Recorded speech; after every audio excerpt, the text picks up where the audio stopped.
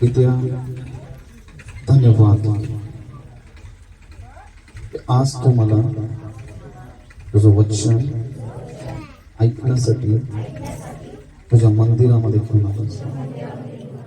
प्रभू येशू, तुझं वचन म्हणजे तुझ्या मुखातून निघलेला शब्द, तुझे वचन माझ्या शुद्ध राहण्याचा, पवित्र राहण्याचा आधार.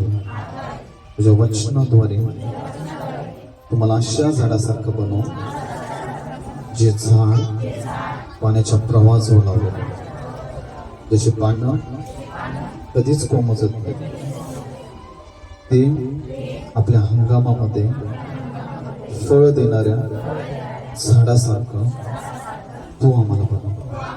आम्ही जे काही नाते घेऊ हे सिद्धीच आहे.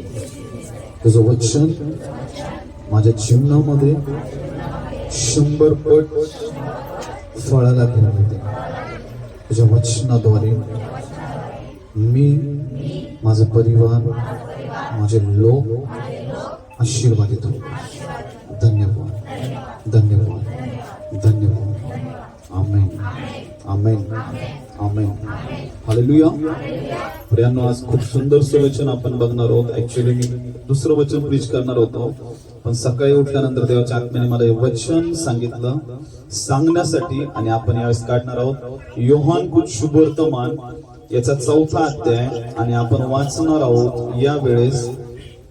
तुम्हाला माहिती प्रियांनो, 4था अध्याय आणि 4थ्या वचनापासून वाचणार आहोत. 4था अध्याय आणि 4थं वचन अगोदर सर्वजण काढतील आणि मग आपण वाचणार आहोत. सगळेजणांनी काढल्यावर आपण वाचणार आहोत. सापडलं सगळ्यांना? बायबल किती जणांनी आणलेले? हातावरती करा.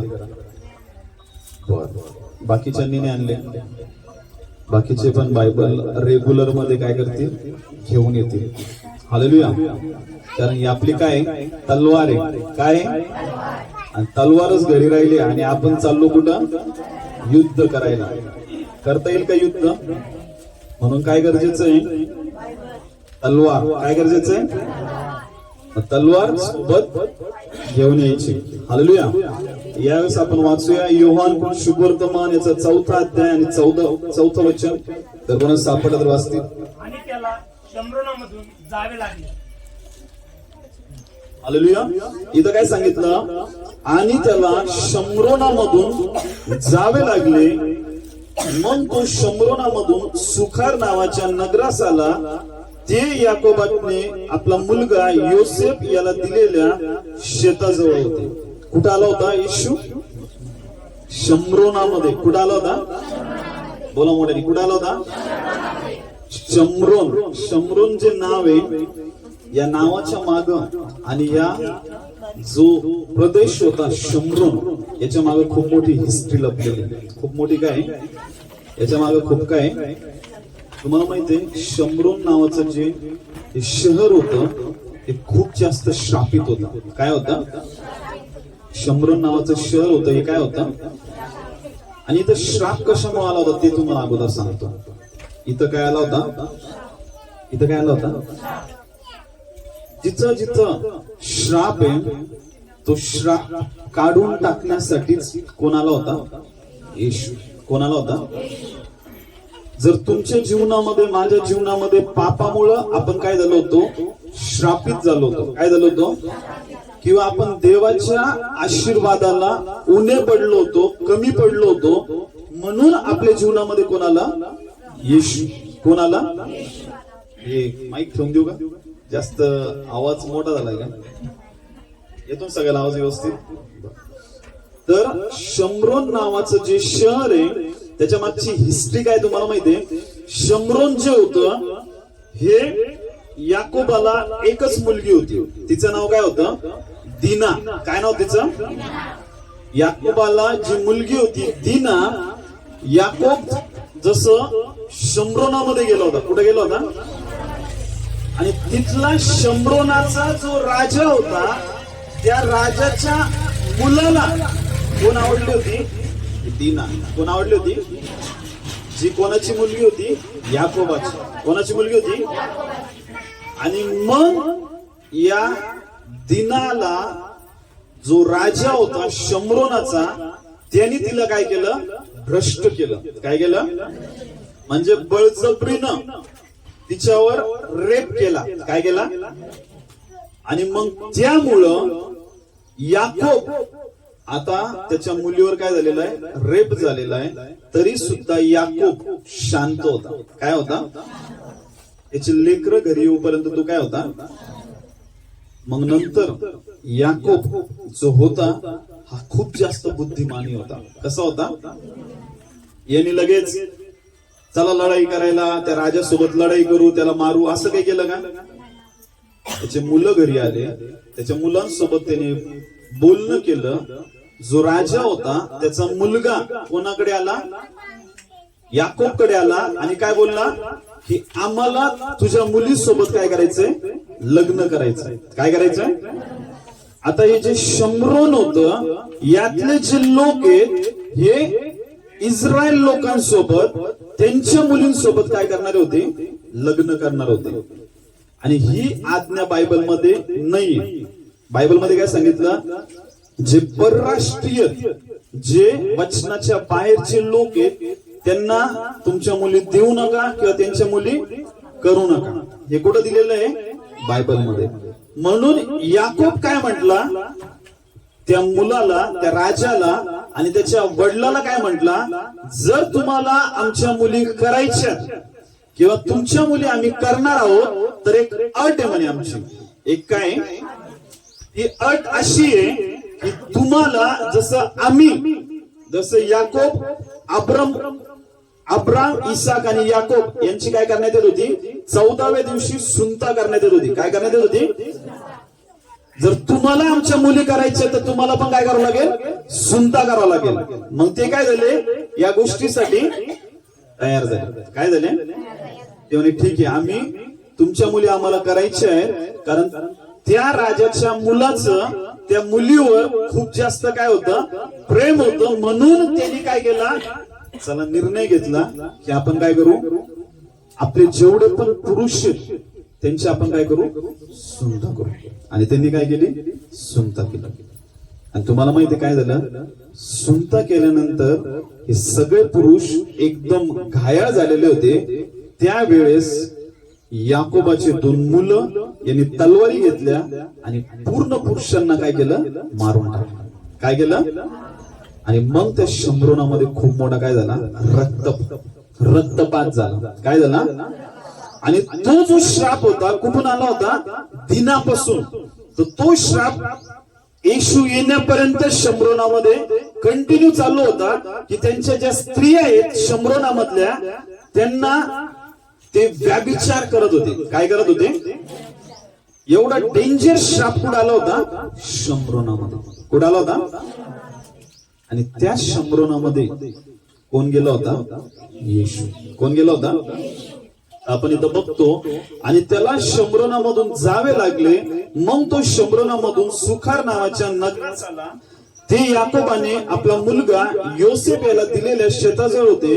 तेथे याकोबाचा झरा होता. चालून चालून दमलेला येशू तसाच त्या झऱ्यावर बसला. तेव्हा सुमारे 6वा तास होता. येशू चालत चालत काय झाला? दमला. काय झाला? बघा, तो देवाचा पुत्र असून, तो स्वतः देव असून या पृथ्वीवर आला. त्यावेळेस तो माणसाच्या शरीरामध्ये होता. म्हणून त्याला सुद्धा काय लागला होता? दम लागला होता. काय लागला होता? आणि तो काय झाला? थकला. आणि थकून तो कुठं बसला होता? त्या झऱ्याजवळ बसला होता. आपण बघतो झऱ्यावर बसला तेव्हा सुमारे 6वा तास होता. कितवा तास होता? आणि तिथं आपण बघतो तेथे शम्रोनाची एक स्त्री पाणी काढायला आली. तिला येशू म्हणाला, मला प्यायला पाणी दे. तिथं कोण आली? एक शम्रोनी स्त्री आली. आणि कितवा तास होता तो? आणि 6वा तास म्हणजे एकदम संध्याकाळची वेळ होती. कोणती वेळ होती? आणि संध्याकाळी कोणीही पाणी भरत नाही. एक तर सकाळी भरतं किंवा दुपारी भरतं. संध्याकाळी भरतं का? तरी सुद्धा ही स्त्री कुठं आली होती? पाण्याच्या झऱ्याजवळ आली होती आणि तिची भेट कोणासोबत झाली? कारण हा प्लॅन, हे सगळं डिसाइड कोणी केलं होतं? येशू. कोणी केलं होतं? आज तुम्ही येशूकडे आला, हे तुम्ही म्हणून नाही आला, तर देवाने तुम्हाला काय केलेलं आहे? आणलेलं आहे. कोणी आणलेलं आहे? चला तुम्हाला असं वाटलं नाही आपण इकडे राहतोय तिकडे राहतोय, आपल्याला विक्की पास्टरच्या चर्चला जायचंय, असे आले का? तुम्हाला कोणी आणलेलं आहे? येशूने आणलंय. एका राईट ठिकाणी, एका राईट चर्च मध्ये, एका राईट प्लेस मध्ये तुम्हाला काय केलं परमेश्वराने. खूप लोक होते या चर्च मध्ये येणारे, ते म्हणत होते आम्ही आमच्या पास्टरांना काय करणार नाही, सोडणार नाही म्हणे. काय करणार नाही? पण जेव्हा त्यांनी सांगितलंय सोडायचं, तर काय करावं लागणार आहे? हालेलुया. म्हणजे हे सगळे प्लॅन कोणाचे असतात तुम्हाला माहितीये? देवाचे. ह्या जो शंभरोनामध्ये येशू गेला, पहिली गोष्ट म्हणजे येशूला शंभरोनातल्या लोकांना श्रापातून काय करायचं होतं? मुक्त करायचं होतं. कशातून मुक्त करायचं होतं?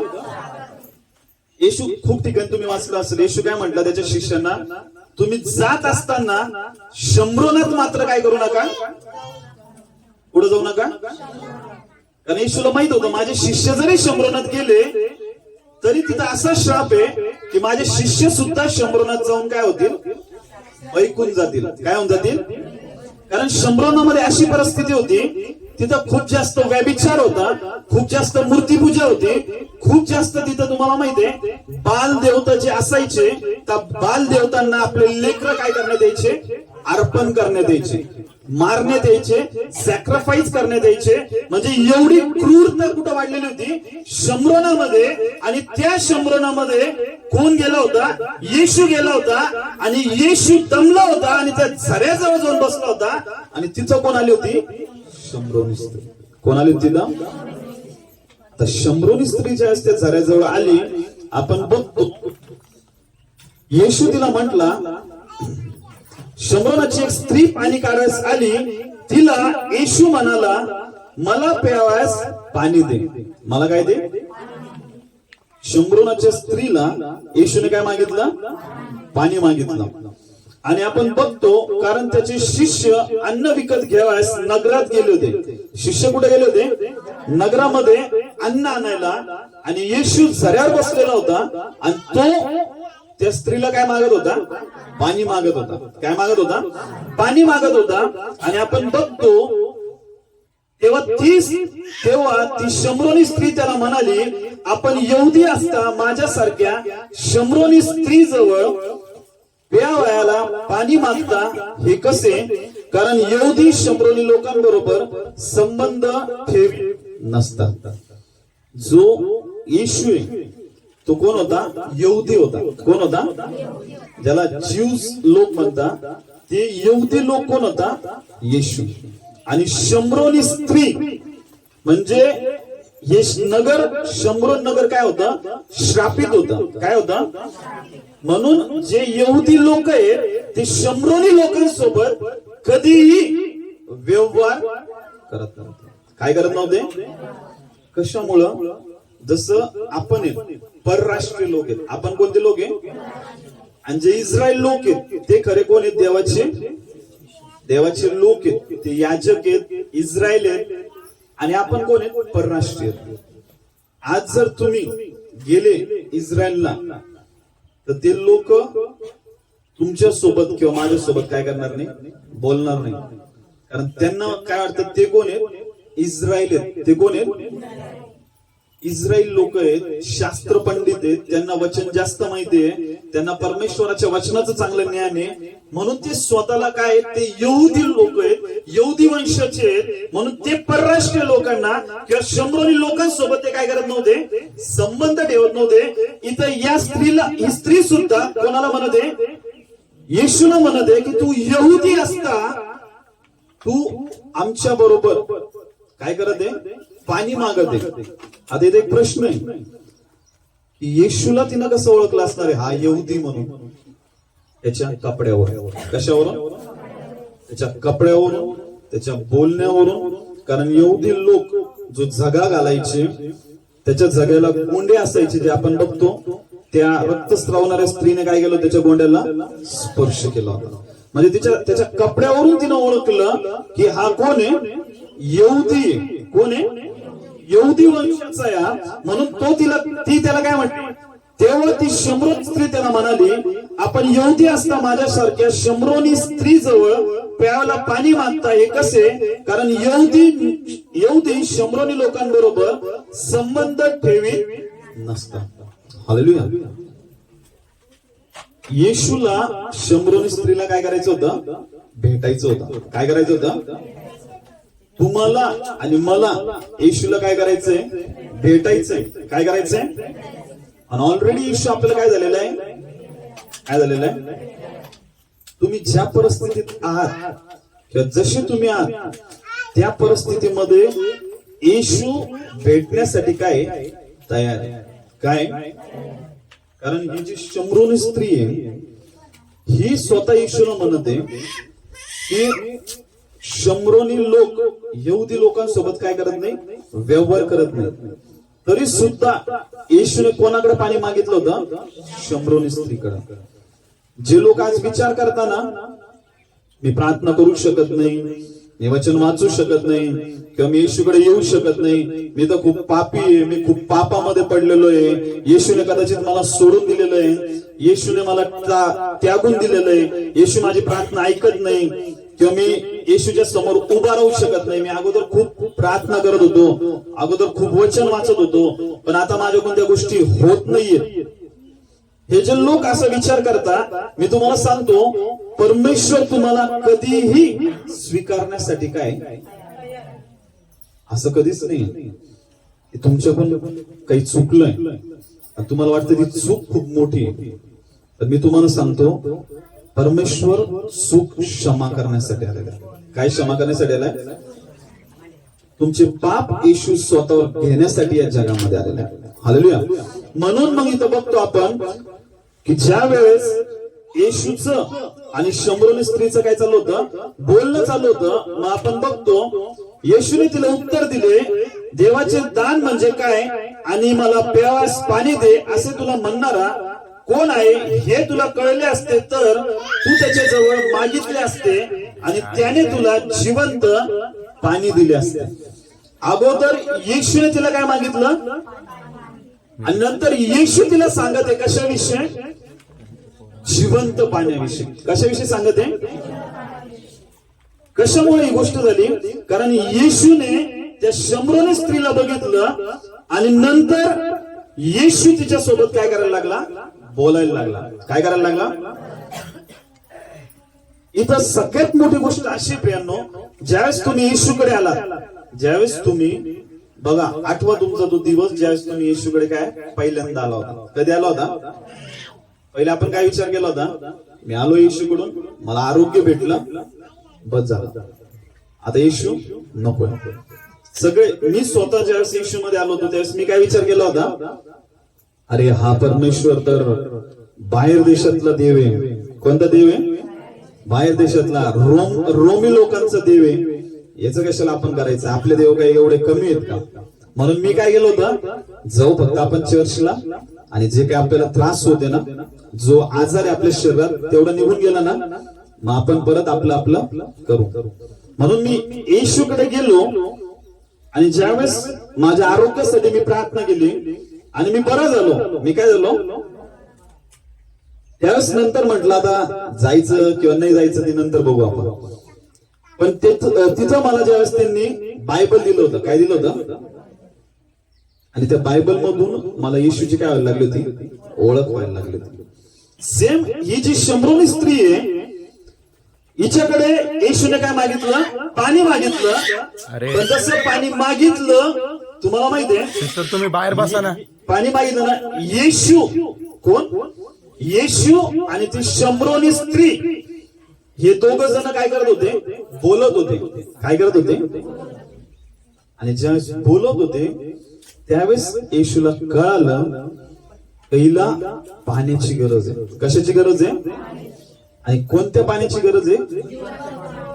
म्हणून येशू तिला काय म्हटला, येशूने तिला काय बोललं त्यावेळेस, येशूने त्याला उत्तर दिले, देवाचे दान म्हणजे काय? देवाचे जे गिफ्ट आपण ज्याला म्हणतो, ज्याला दान असं म्हणतो, येशूने तिला दानाविषयी सांगितलं. कशाविषयी सांगितलं? येशू तिला बोलला की जे देवाचे दान म्हणजे काय आणि मला प्यावयास पाणी दे असे तुला म्हणणारा कोण आहे हे तुला कळले असते तर तू त्याच्या जवळ मागितले असते. काय केले असते? येशूला वाटलं होतं की हिनं मला काय करावं? जाणून घ्यावं, ओळखून घ्यावं. पण तुम्ही ज्या चर्च मध्ये आला पहिल्यांदा, लगेच तुम्ही येशूकडे आला का? तुम्ही फक्त कशासाठी आले होते? आजारातून बरे होण्यासाठी. आणि सेम ही पण स्त्री आहे, ही पण येशूकडून फक्त काय अपेक्षा करत होती? पाण्याची. कशाची? म्हणून आपण पुढे बघतो, येशूने तिला उत्तर दिले, देवाचे दान म्हणजे काय आणि मला प्यास पाणी दे असे तुला म्हणणारा कोण आहे हे तुला कळले असते तर तू त्याच्या जवळ मागितले असते आणि त्याने तुला जिवंत पाणी दिले असते. ती त्याला म्हणाली, महाराज पाणी काढास आपल्याजवळ पोरा नाही व विहीर तर खोल आहे, मग ते जिवंत पाणी आपल्याजवळ कुठून? अगोदर काय केलं तिनं? पहिले येशूने तिला काय मागितलं? नंतर येशू म्हणतोय की माझ्याजवळ काय? जिवंत पाणी. कोणतं पाणी आहे? आणि नंतर ती स्त्री येशूला म्हणाली, काय म्हणली ती? महाराज म्हटली. काय म्हणली? इंग्लिश मध्ये सर म्हटलेली. काय म्हणलेली? आणि मग ती येशूला प्रश्न करते की तुमच्याकडे इथं पोराने पाणी काढण्यासाठी विहीर तर खोल आहे आणि तुम्ही म्हणताय माझ्याजवळ काय? जिवंत पाणी. काय? आता एक गोष्ट सांगतो. इथं अगोदर ती येशूला काय म्हणली? महाराज. काय म्हणली? आपण जेव्हा येशूकडे येतो त्यावेळेस आपल्याला काय वाटतो? हा कोण आहे? येशू. हा महाराज सारखा आहे. फक्त कोण आहे? आपण कोणासारखं बघतो? येशूला महाराज. पण नंतर ज्या वेळेस पुढे आपण बघतो ती त्याला म्हणाली, महाराज पाणी काढवायस आपल्याजवळ पोरा नाही व विहीर तर खोल आहे, मग ते जिवंत पाणी आपल्याजवळ कोठून? आमचा पूर्वज याकोब याने ही विहीर आम्हास दिली. तो स्वतः त्याचे मुलगे व त्याची गुरेढोरे हिचे पाणी पित असत, त्यांच्यापेक्षा आपण मोठे आहात काय? येशूने तिला उत्तर दिले, जो कोणी हे पाणी पिल त्याला पुन्हा तहान लागेल. काय? विहिरीतलं जो पाणी पिल त्याला काय लागेल? पुन्हा. परंतु मी देईन ते पाणी जो कोणी पिल त्याला कधी तहान लागणार नाही. जे पाणी मी त्याला देईन ते त्याच्यामध्ये सार्वकालिक जीवनासाठी उकळत्या पाण्याचा झरा असे होईल. कोणत्या पाण्याचा? उफळत्या पाण्याचा झरा असं होईल. म्हणजे येशूकडे कोणतं पाणी होतं? सार्वकालिक. कोणतं पाणी होतं? येशू तिला आध्यात्मिक गोष्टी सांगत होता. कोणत्या गोष्टी सांगत होता? आणि ही जी होती, या स्त्रीचे डोळे काय होते? आंधळे होते. काय होते? म्हणून ही कशामध्ये घेत होती? शरीरामध्ये. कशामध्ये? तिच्या डोक्यामध्ये फक्त काय होतं? मी घागर घेऊन आले आणि मला काय घ्यायचंय? पाणी. आणि मग पाणी घ्यायचंय आणि येशूकडून मला काय पाहिजे? पाणी पाहिजे. पण कोणतं? साधं पाणी. तिच्या डोक्यामध्ये काय होतं? फक्त साध्या पाण्याविषयी. आणि येशूला तिला कोणतं पाणी द्यायचं होतं? जिवंत. खूप वेळेस आपण चर्च मध्ये येतो, आपल्याला काय पाहिजे असतं? फक्त आरोग्य.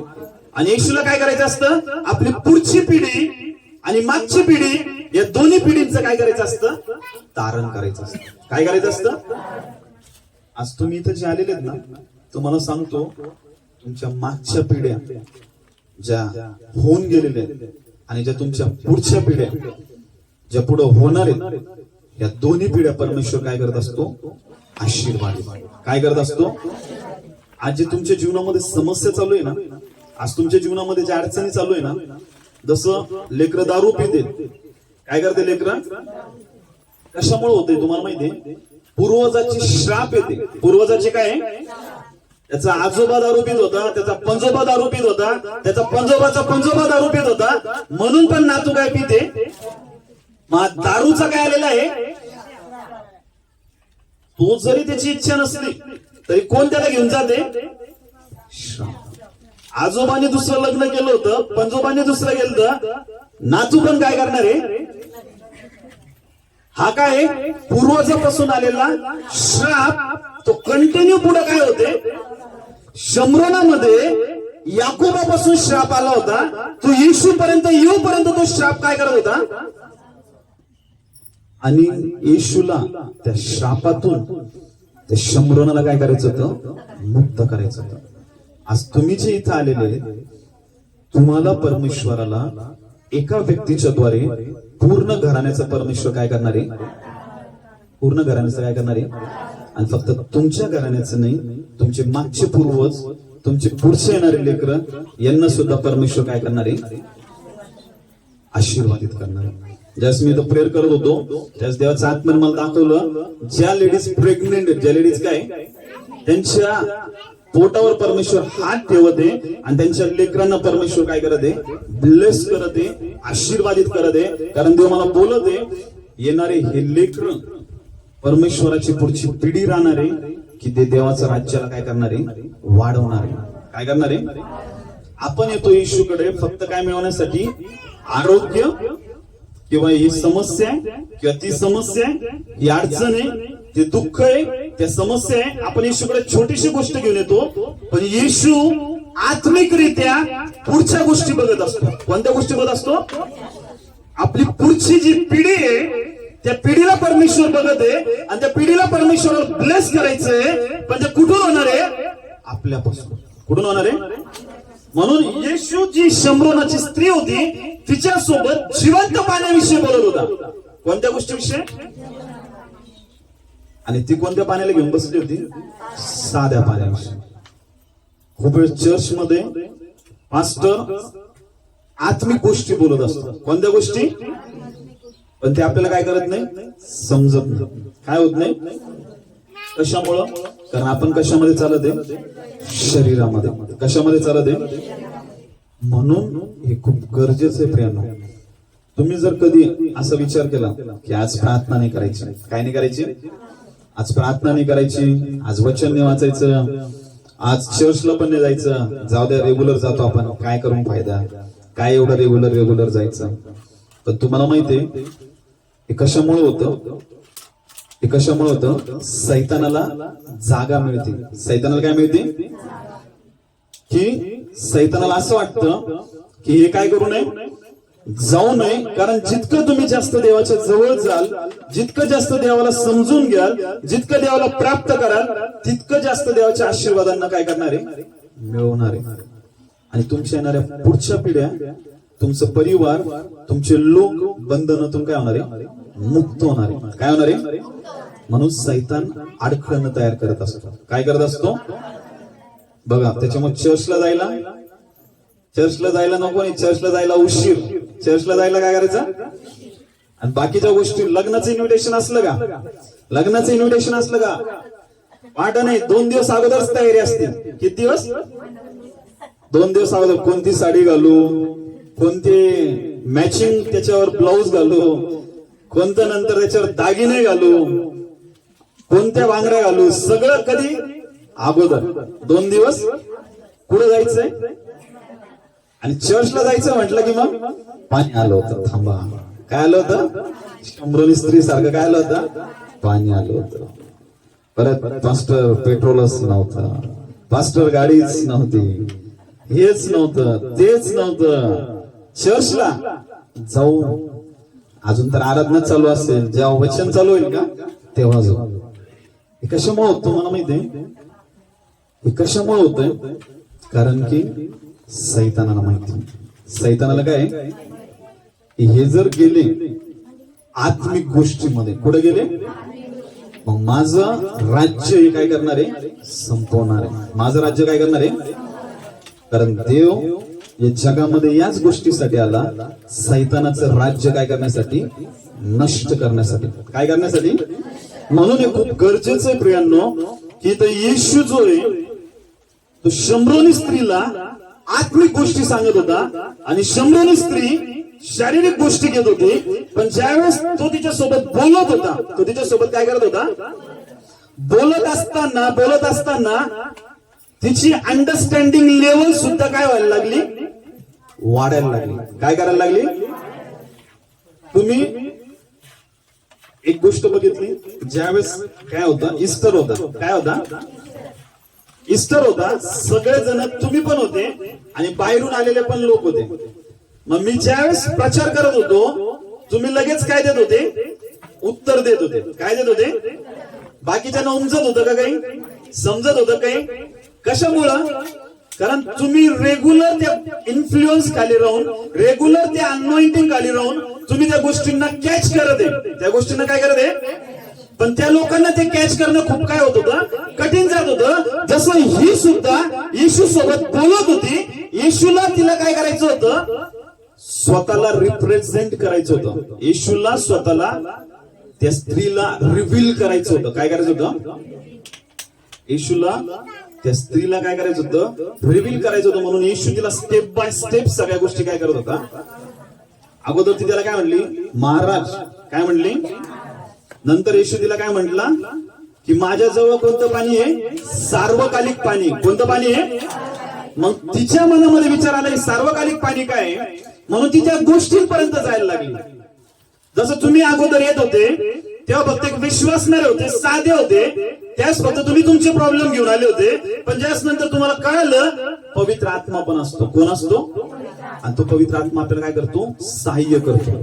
त्याच्या अभिषेकामध्ये चालायला, त्याच्या अनॉइंटिंग मध्ये वाढायला, प्रार्थना करायला, आणि मग तुम्ही त्या पवित्र आत्म्याला प्राप्त करण्यासाठी काय करायला लागले? झटायला लागले. म्हणजे जेवढं तुम्ही आत्मिक लेवल मध्ये काय व्हायला लागता? वाढायला लागता. काय व्हायला लागता? परमेश्वर काय करतो? पुढं आणि पुढं घेऊन जात असतो. हालेलुया. तर मी तुम्हाला सांगतो, खूप लोक आहेत, ते काय झाले? वाढायला लागले आणि नंतर त्यांना आता वाटलं बस झालं, आता खूप वाढलो आम्ही देवामध्ये, खूप काय झालो. मग देवाने तिथंच त्यांना काय केलं? पण ज्यांच्यामध्ये अजून ताण आहे, अजून काय, जे त्यांना अजून ताणीनं काय करायला लागतो? भरायला लागतो. हालेलुया. म्हणून आपण इथं बघतो, परंतु मी देईन ते पाणी, जो कोणी पिईल त्याला कधी ताण लागणार नाही. जे पाणी मी त्याला देईल ते त्याच्यामध्ये सार्वकालिक जीवनासाठी उकळत्या पाण्याचा झरा असेल. ती स्त्री त्यांना म्हणाली, महाराज मला तहान लागू नये व पाणी काढाव्यास मला येथवर येणे भाग पडू नये, म्हणून ते पाणी मला द्या. येशू तिला कोणतं पाणी सांगत होता? सार्वकालिक. कोणतं पाणी? तिला वाटलं की सार्वकालिक पाणी म्हणजे मला आता परत कधी पाणी घेण्यासाठी काय करावं लागणार नाही, यावं लागणार. म्हणून ती काय म्हणली? येशूला मला ते सार्वकालिक पाणी काय करा? द्या. पण ते सार्वकालिक पाणी मिळण्यासाठी येशूनं खूप मोठी गोष्ट सांगितली. आपण बघू 16 अध्यायाचं 16 वचनाचं ब्रदर. तो तिला म्हणाला, तू जाऊन आपल्या नवऱ्याला बोलावून आण. पुढं ती स्त्री म्हणाली, मला नवरा नाही. येशूने तिला म्हटले, मला नवरा नाही हे ठाऊक बोललीस. हालेलुया. तो तिला म्हणाला, तू जाऊन आपल्या नवऱ्याला बोलून आण. कोणाला बोलून आण? तिला काय सांगितलं येशूने? तू जाऊन आपल्या कोणाला बोलून आण. आणि ती काय म्हटली? ती स्त्री म्हणाली, मला नवरा नाही. येशूने तिला म्हटले, मला नवरा नाही हे ठीक बोललीस. आता इथं काय झालं? अगोदर येशू कोण होता? महाराज होता. आता इथं कोण झाला? तो संदेष्टा झाला. कोण झाला? कशामुळं? कारण येशूने तिचा जो प्रॉब्लेम आहे, जी कमजोरी आहे, जे तिच्या जीवनामध्ये पाप आहे, ते येशूने काय केलं होतं? ओळखलं होतं. काय केलं होतं? आणि तिला येशूने काय केलं? सांगितलं की तू जाऊन तुझ्या नवऱ्याला काय कर. आपण बघतो खूप वेळेस पास्टर लोक प्रकटीकरण सांगतात. काय सांगता? प्रेयर करता आणि सांगा तुम्ही इथं काहीतरी ठेवलेलं आहे. लगेच मंडळी काढतात, अरे पास्टर भरलेले आत्म्या, संदेष्ट सारखे प्रॉफिट मध्ये चालत, प्रॉफिटिक गिफ्ट मध्ये चालत आहे. पास्टर कशामध्ये चालत आहे? प्रॉफिटिक गिफ्ट मध्ये. अगोदर काय आलेले पास्टर करता येशूचा आहेत, पास्टर आहेत, बस एवढंच माहित असतं. पण नंतर ज्या ते सांगता का तुमच्या घरात हे, तुमच्या घरात ते, तुमच्या घरात असं आहे, तुमच्या घरात तसं आहे, हे ठेवलेलं आहे, ते ठेवलेलं आहे. मग लगेच पास्टरहून कुठं जाता? प्रॉफिट वर. काय होता? संदेष्टा. काय होता? येशू पण, ही स्त्री ज्यावेळेस येशूने स्त्रीला सांगितलं की जाऊन तुझ्या नवऱ्याला काय कर, आणि मग तिला लगेच कळलं, अरे हा कोणतरी काय संदेष्टा आहे. कोण आहे? मग जो अगोदर महाराज होता तो आता काय झालाय? कशामुळं? कारण येशूनं तिची जी अंडरस्टँडिंगची लेवल आहे ती काय केली आता? वाढवली. मग नेहमी लक्षात ठेवा, देव एक पॅटर्न फॉलो करत असतो, एक स्टेप बाय स्टेप परमेश्वर काय करत असतो? घेऊन जात असतो. आणि देवाचा नियमच तसा आहे. देवाचा काय आहे? अगोदर तुम्हाला विश्वासणारे बनवून, नंतर तुम्हाला शिष्य बनवून, नंतर तुम्हाला पास्टर बनवून, नंतर तुम्हाला मोठ्या लेवलला घेऊन जाईल. पण प्रत्येक गोष्ट एका लेवल नुसार परमेश्वर काय करणार आहे? डायरेक्ट घेऊन जाणार आहे का? डायरेक्ट परमेश्वर पॅटर्न काय करत नाही? फॉलो करत नाही. हालेलुया. म्हणून इम्पॉर्टंट काय तुम्हाला माहितीये, तुम्ही जर येशू मध्ये आला तर येशूला तुम्हाला समजून घ्यायचं. काय करायचंय? येशू आपल्या मनासारखं करण्यासाठी नाही आला. कोणासारखं? खूप वेळेस आपल्याला काय वाटतं, येशूने आपल्या मनासारखं करावं. कोणाच्या मनासारखं? पण येशूला आपल्या मनासारखं करायचं नाहीये, तर येशू स्वतः आपल्याला त्याच्या मनासारखं करण्यासाठी आलाय. कोणाच्या मनासारखं? कारण ही जी स्त्री आहे ही पापामध्ये होती, ही स्त्री आहे ही श्रापामध्ये होती, आणि येशू तिला हळूहळू काय करत होता? तिच्या गोष्टींना काय करत होता? समजून सांगत होता. तिला काय करत होता? काय करत होता? म्हणून प्रियांनो, तुम्ही येशूकडे आला, त्याला धरून राहा, त्याला काय करू नका? सोडू नका. काय करू नका? कारण खूप मोठा खजिना कोणामध्ये? येशूमध्ये. येशूमध्ये खूप मोठा काय? पण तुम्ही जर थोडेच आशीर्वाद घेतले आणि आता असं वाटतं आपल्याला खूप आशीर्वादित झालो बस, तर तुम्ही तेवढ्यावरच काय होणार आहे? थांबणार आहे. तर आपण बघतो, तो तिला म्हणाला तू जाऊन आपल्या नवऱ्याला बोलून आण. ती स्त्री म्हणाली मला नवरा नाही. येशूने तिला म्हटले मला नवरा नाही. हे ठीक बोललीस. तिनं ज्यावेळेस येशू सोबत बोलत होती तिने ऑनेस्टली ती गोष्ट काय केली? कबूल केली. काय केली? की मला काय नाहीये. खोटं बोलली का येशूला? जे येशू सोबत ती बोलत होती त्यावेळेस तिनं खऱ्या अर्थाने सांगितलं की मला खरंच काय नाहीये, नवरा नाहीये. आणि ही गोष्ट येशूला काय झाली होती? आवडली होती. ही गोष्ट काय झाली होती? खोटं बोलली का? म्हणून येशू तिला काय म्हटला आपण बघतो, कारण तुला 5 नवरे होते आणि आता जो तुझ्या बरोबर आहे तो तुझा नवरा नाही, हे तू खरे सांगितले आहेस. किती नवरे होते तिला? आणि आता पण ज्याच्या सोबत राहत होते तो काय नव्हता. म्हणून येशूने अगोदरच सुरुवात कुठून गेली होती? जिवंत पाण्यापासून. कुठून सुरुवात केली होती? कारण येशूने काय ओळखलं होतं? हिला कशाची गरज आहे? जिवंत पाण्याची. कशाची गरज आहे? कारण की तिचं जे जीवन आहे ते शापाने भरलेलं होतं. कशाने भरलं होतं? व्याभिचारामध्ये होती ती. कशामध्ये होती? आणि व्याभिचाराचं पाप तिच्यामध्ये असल्यामुळे, ती एवढ्या मोठ्या शापात असल्यामुळे तुम्हाला माहितीये तिचं अंतःकरण जे ती शरीरामध्ये चालत होती, कशामध्ये चालत होती? म्हणून तिच्या ज्या डिझायर होत्या, ज्या इच्छा होत्या त्या काय होत नव्हत्या? संपत नव्हत्या. काय होत नव्हत्या? म्हणून येशूने ओळखलं होतं. येशूने काय केलं होतं? हिला कशाची गरज आहे?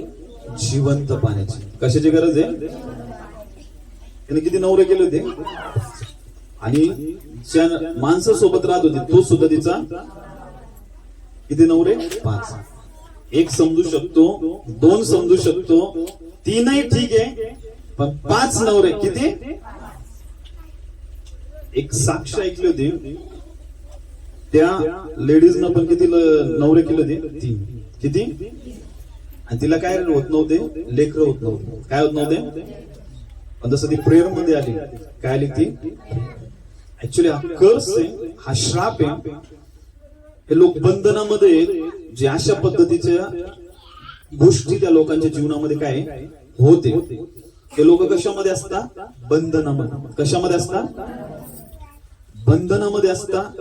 म्हणून या गोष्टी होते. आणि आपण बघतो येशूने ज्यावेळेस येशू तिला भेटला आणि येशू तिला काय बोलला, तिनं पण खऱ्या अर्थाने येशूला सांगितलं की मला किती नवरे आहेत? 5. आणि ज्याच्यासोबत राहते तो सुद्धा माझा काय नाहीये. हे तिनं ऑनेस्टली काय केलं? कबूल केलं. आणि मग आपण बघतो ती स्त्री त्याला म्हणाली, महाराज आपण संदेष्टी आहात हे आता मला समजले आहे. तुम्ही कोण आहे? कोण आहे? कशामुळे बरं आहे? कशामुळे तिनं ओळखलं? कारण येशूने काय सांगितलं होतं? जाऊन तुझ्या नवऱ्याला घेऊन ये. आणि तिनं काय सांगितलं होतं? येशू तिला एवढं पण म्हटलं होतं की तू 5 नवरे केले होते. किती? आणि आता ज्याच्या सोबत राहती तो पण तुझा काही नाहीये. आणि हे बघून लगेच तिला कळलं, अरे हा कोणतरी कोण आहे? संदेश. म्हणून ती येशूला म्हटली, तुम्ही कोणतरी काय? संदेश. येशूला तुमच्या जीवनामध्ये ज्या पापामध्ये तुम्ही आहात, ज्या दुःखामध्ये तुम्ही आहात, ज्या समस्येमध्ये तुम्ही आहात, प्रत्येक गोष्ट येशूला काय माहिती. प्रत्येकाची गोष्ट माहिती. पण येशूची काय इच्छा आहे? आपण त्या पापातून काय व्हावं? बाहेर यावं. काय यावं? म्हणून या स्त्रीचं आणि येशूचं काय झालं होतं? इन्काउंटर झालं होतं. काय झालं होतं? हे इन्काउंटर होणं खूप काय गरजेचं आहे. आता जर तुम्हाला वाटतं की तुमचं आणि येशूचं काय व्हावं? इन्काउंटर व्हावं, किंवा तुम्ही आणि येशू काय व्हावे? एकमेकांना बोलावे, तर काय गरजेचं तुम्हाला माहितीये? प्रार्थना करा. काय गरजेचं आहे? ज्यावेळेस तुम्ही प्रार्थनेला बसता त्यावेळेस येशूला बोलवणं खूप गरजेचं आहे. आणि येशू तुम्हाला तुमच्यामध्ये असलेल्या कमजोऱ्या काय करणार आहे? दाखवणार आहे. कमजोऱ्या काय करणार आहे? तुम्ही बघा, या जगाविषयी जर तुम्हाला तहान लागलेली, कशाविषयीची? तुम्ही काही जरी टाकलं आपल्या अंतःकरणामध्ये तरी तृप्त होणार आहे का? ही गाडी घेतली, नाही याच्यापेक्षा काय पाहिजे? मोठी घेतली, अजून याच्यापेक्षा काय पाहिजे? हे घर घेतलं, हे छोट आहे, याच्यापेक्षा काय पाहिजे? सगळ्यांना काय लागलेली आहे? तहान लागलेली. काय लागलेली आहे? काय लागली? पण कशाची? या जगाविषयीची. कशाची लागली? आणि मग सगळे लोक कशाच्या मागे पळते? जगातल्या गोष्टीच्या. कशाच्या मागे पळते? आणि सगळं करता आणि शेवटी सगळं करून काय होऊन जाता? थकता. आणि मग काय करता? शांत बसता. काय करता? आणि मग फक्त पश्चाताप करत असता. काय करत असता? एवढं केलं, तेवढं केलं, लेकरांसाठी केलं, नातेवाईकांसाठी केलं, घरच्यांसाठी केलं, बाहेरच्यांसाठी केलं, सगळ्यांसाठी केलं, पण कोणीच नाही आलं कामाला. काय? सगळ्यांसाठी केलं म्हणतं आणि काय आलं? कोणीच कामात नाही आलं. लय सगळ्यांसाठी झटले मी, संसारासाठी लय झटले जास्त. काय? कशासाठी झटले? संसारासाठी खूप जास्त झटले पास्टर मी. रडून सांगता पास्टरला अजून, पास्टर लय झटले मी संसारासाठी. या लेकरायला ना मोठं करायसाठी लय कष्ट केले. काय केले? लय कष्ट केले, लय काम केले, लय मरमर केली. कसं शिकवलं, काय केलं, माझ्या जीवाला माहिती. पण तुझ्या जीवाला हे पण माहित होतं की सगळं काय व्यर्थ आहे. पण तरी सुद्धा आपण कुठं नाही आलो? देवा. कुठं नाही आलो? आणि प्रत्येकाला या गोष्टीला सामोरं जायचंय. असं नाहीये की कोणाच्या जीवनामध्ये येणार नाही. प्रत्येकाला ही गोष्ट कळते. काय? की तुम्ही किती जरी मरमर करताय, किती जरी काम करताय, किती जरी कष्ट करताय, याचा मोबदला इथंच भेटणार आहे. याचा मोबदला तुम्ही जर जॉब करत आहे त्याचं पेमेंट तिथंच भेटेल आणि ते दोन्ही गोष्टी सेम होऊन जाईल. पण जर तुम्ही देवाच्या राज्यासाठी झटणारे, देवाच्या राज्यासाठी तुम्ही काही करणारे, तर मी तुम्हाला सांगतो तुम्ही कोणासाठी करत आहे, कोणासाठी करत आहे, आणि तो तुम्हाला त्याचं प्रतिफळ इथं पण देईल. आणि म्हणून लोक ते प्रतिफळ नको म्हणतात. ते लोक काय प्रतिफळाला काय म्हणतात, नको, ते स्वर्गात पण भेटणार आहे आणि इथं पण भेटणार आहे ते प्रतिफळ. मग कोणतं प्रतिफळ पाहिजे, फक्त इथंच भेटलं. कुठलं, मग काय, काम मनापासून करा, जॉब मनापासून करा, पैसे मनापासून कमवा, लेकरांना पण मनापासून वाढवा, सगळ्या गोष्टी करा. आणि मग शेवटी काय करायचं, फक्त पश्चाताप. काय करायचा, आणि मग म्हणायचे देवा हे पण जीवन मला काय पडलंय, कमी पडलंय, हे जीवन काय पडलंय. कारण त्यावेळेस म्हातारपणामध्ये सेवा पण होत नाही आणि म्हातारपणामध्ये कुठं जाता पण येत नाही, कोणाला सुवार्थ पण सांगता येत नाही. म्हणून प्रियांनो हे खूप गरजेचं आहे. ही जी शंभरोनी स्त्री ही काय होती, ही काय होती, अतृप्त होती. काय होती, पण ज्यावेळेस येशूला ती भेटली, कोणाला भेटली, त्यावेळेस तिला खऱ्या अर्थाने कोणतं पाणी भेटलं होतं, सार्वकालिक पाणी. कोणतं, सार्वकालिक जिवंत पाणी तिला भेटलं होतं. आणि ती येशू सोबत बोलत होती आणि खरंच तिला कळालं की हा कोण आहे, खरा एक संदेष्ट आहे. कोण आहे, आणि आपण पुढे बघतो, पुढे वाचा प्रथम. आमच्या पूर्वजांनी याच डोंगरावर उपासना केली आणि तुम्ही मानता जेथे उपासना केली पाहिजे ते स्थान यरूशलेमात आहे. हालेलुया. आता तुम्हाला माहित आहे तिच्यासोबत येशू बोलत आहे आणि लगेच ही गोष्ट निघाली तर काय झालंय, ती स्त्री त्याला म्हणाली महाराज आपण संदेष्ट आहात हे आता मला समजले. येशूने कोणता विषय छेडला होता तिथं, तिच्या नवऱ्याचा. कोणाचा, तिला वाटलं येशूला डीप मध्ये जाईल, कुठं जाईल, खूप. म्हणून तिने काय केलं, तिथं विषय चेंज केला. विषय काय केला, आणि काय विषय बोलले ते, परत एकदा वचन वाचा. आमच्या पूर्वजांनी याच डोंगरावर उपासना केली आणि तुम्ही म्हणता जेथे उपासना केली पाहिजे ते स्थान यरूशलेमात आहे. हालेलुया. तिनं काय केलं, टॉपिक काय केला, तिला वाटलं आता येशू खूप खोल जाईल, मी केलेल्या प्रत्येक पापाबद्दल मला सांगेन, कारण येशू कोण आहे, संदेष्ट आहे, त्याच्यापासून एक सुद्धा गोष्ट काय झालेली नाही. म्हणून तिने लगेच टॉपिक काय केला. असं होतं खूप वेळेस काय की एखादी गोष्टीबद्दल सांगायला लागले, पास्टर तुमच्या घरात हे, तुमच्या घरात ते, नाही नाही नाही पास्टर आमच्या घरात नाहीये, आमच्या घरात पहिले होतं पण आम्ही काय केलं आता, अजून डीप मध्ये नाही जायचं, मग लगेच विषय चेंज. मग इथं पण हिनं काय विषय चेंज केला, तुम्हाला इथं सांगितलं आमच्या पूर्वजांनी याच डोंगरावर उपासना केली आणि तुम्ही म्हणता जेथे उपासना केली पाहिजे ते स्थान यरूशलेमात आहे. येशू तिला म्हणाला बाई तुम्ही पित्याची उपासना या डोंगरावर व यरूशलेमातही करणार नाही, अशी वेळ येत आहे, हे माझे खरे माना, हे माझे. आता ही जी उपासना सांगत होती म्हणजेच काय, वर्शिप करणं. काय करणं, ती जी उपासना आहे ती वर्शिप करणं, ही काय सांगत होती की याच डोंगरावर आमचे पूर्वज म्हणत होते की या डोंगरावर परमेश्वराची काय करावी, उपासना करावी. पण येशू काय म्हणतोय, येशूने तर काय सांगितलं तिला, येशू तिला म्हणतोय की तुम्हाला ठाऊक नाही अशाची उपासना तुम्ही करता, आम्हाला ठाऊक आहे अशाची उपासना आम्ही करतो, कारण येऊद्यातूनच तारण आहे. हे जे लोक होते, हे जे उपासना करत होते, कारण आपण बघतो जुन्या करारामध्ये सगळे लोक नियमशास्त्र पाळून आशीर्वाद मिळवण्याचा काय करत होते, प्रयत्न करत होते. काय पाळून, नियमशास्त्र पाळून. काय पाळून, काय पाळून, जुन्या करारामध्ये त्यांना असं वाटायचं की आम्ही आज्ञा पाळून देवाला काय करणार आहे, खुश करणार आहे. काय करणार आहे, पण नवीन करारामध्ये स्वतः येशू या जगात आला आणि त्यांनी सगळ्या आज्ञा पाळल्या आणि फक्त त्याच्यावर आपल्याला काय करायचं आहे, विश्वास.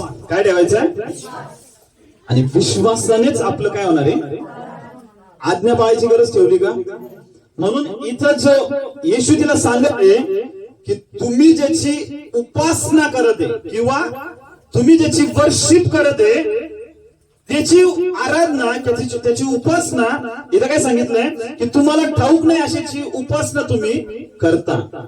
तुम्हाला काय नाहीये, माहिती नाही अशाची तुम्ही काय करता. पण पुढे सांगितलंय आम्हाला ठाऊक आहे अशाची उपासना आम्ही करतो, कारण येऊद्यातूनच तारण आहे. तरी खरे उपासक आत्म्याने व खरेपणाने पित्याची उपासना करतील. अशी वेळ येत आहे, किंबहुना आलीच आहे, कारण आपले उपासक असे असावे अशीच पित्याची इच्छा आहे. म्हणजे येशू इथं कोणत्या उपासनेबद्दल बोलतो तुम्हाला माहितीये? तुम्ही जे वर्शिप करताय ती वर्शिप करणं म्हणजे फक्त गाणं म्हणणं म्हणजे वर्शिप नाही. काय म्हणणं?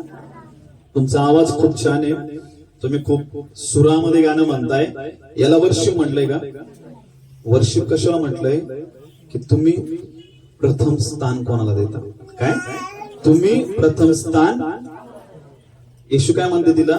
की तुम्ही जे तुम्हाला ठाऊक नाही अशाची तुम्ही काय करत आहे? उपासना.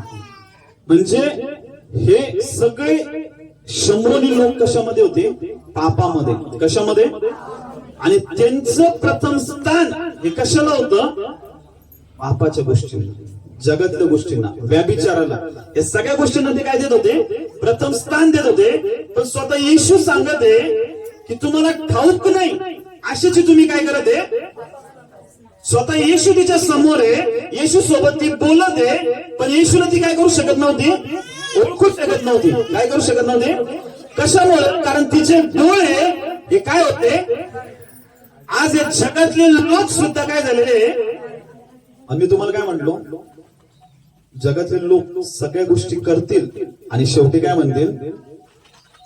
की आम्ही एवढं सगळं करतो, काय झालं? काहीच फायदा नाही झाला. काय झालं नाही? कारण त्यांचं वर्शिप करण्याचं स्थान काय आहे? पैसा आहे. काय? त्यांना असं वाटतं की आम्ही खूप जास्त पैसा कमवला, खूप जास्त काम केलं, लेकरांना एका चांगलं स्टँडर्ड बनवलं, शिक्षण दिलं, चांगल्या गोष्टी दिल्या, तर त्यांना काय वाटतं की आम्ही काय करत आहे? खूप चांगले आई वडील बनवते, आम्ही खूप चांगल्या गोष्टी कमवते, समाजामध्ये आमचं नाव आहे, लोक आम्हाला उंच करतील, लोक आम्हाला इज्जत देतील, लोक आम्हाला मोठं म्हणतील. पण मी तुम्हाला सांगतो, परमेश्वर काय म्हणत आहे की जे तुम्हाला ठाऊक नाहीये अशाची तुम्ही काय करत आहे? जगातले लोक कशाची उपासना करत तुम्हाला माहितीये? पैशाची, आपल्या कामाची, आपल्या गोष्टींची, याची काय करत येते? म्हणून रात्रंदिवस कशाच्या मागे पळते? फक्त पैसा, काम, हे ते. तर मी तुम्हाला सांगतो, तुम्ही तुमच्या लेकरांना चांगल्या गोष्टी जरी नाही देऊ शकले, पण त्यांना चांगले संस्कार द्या. काय द्या त्यांना? तुम्ही त्यांना चांगल्या परिस्थितीमध्ये जरी नाही ठेवू शकले, पण तुम्ही त्यांना त्या गोष्टींची जाणीव करून द्या. काय करून द्या? खूप आई वडील लेकरांना सगळं देण्यासाठी झटपट करत असतात. बायको पण जॉब करत आहे, नवरा पण जॉब करत आहे. सिटीमध्ये काय? बायको पण जॉब करत आहे, नवरा पण जॉब करत आहे, लेकरांना कोण सांभाळते? माणसं लावली सांभाळायला. आणि मग लेकरांनाच काय म्हणायचं? आम्ही आयुष्यभर तुझ्यासाठी काय केले? आणि लेकर काय म्हणतात? आम्हाला तुमचे कष्ट नको होते, तुमचा पैसा नको होता, फक्त आम्हाला तुमचं काय पाहिजे होता? टाइम पाहिजे होता. काय पाहिजे होता? आणि आई वडील हे करण्यासाठीच काय होता? कमी पडत.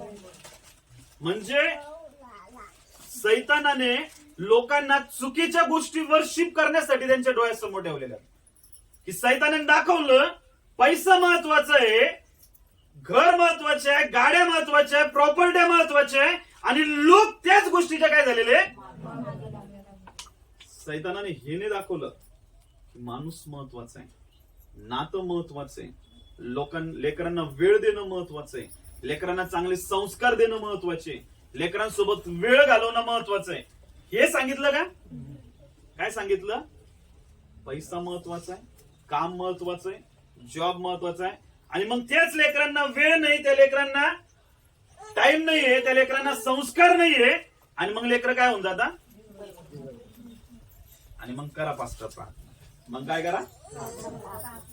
मास्टर सुधरानच नाही हो, काय व्हायना नाही, लय त्रास द्यायला लागला.